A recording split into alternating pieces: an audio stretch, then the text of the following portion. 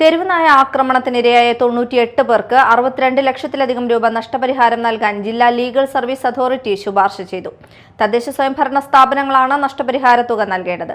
Thrissur corporation, Irinjalakuda municipality, Paralam, Cherpu, Koratty പഞ്ചായത്തുകൾ എന്നിവയുടെ പരിധിയിലുള്ള അപേക്ഷകളാണ് പരിഗണിച്ചത്. തെരുവുനായ ആക്രമണത്തിനിരയായ 98 പേർക്ക് 62,95,955 രൂപ നഷ്ടപരിഹാരം നൽകാനാണ് ജില്ലാ ലീഗൽ സർവീസ് അതോറിറ്റി ശുപാർശ ചെയ്തത്. തൃശൂർ കോർപ്പറേഷൻ, ഇരിങ്ങാലക്കുട മുനിസിപ്പാലിറ്റി, പാറളം, ചേർപ്പ്, കൊരട്ടി പഞ്ചായത്തുകൾ എന്നിവയുടെ പരിധിയിലുള്ള അപേക്ഷകളാണ് പരിഗണിച്ചത്.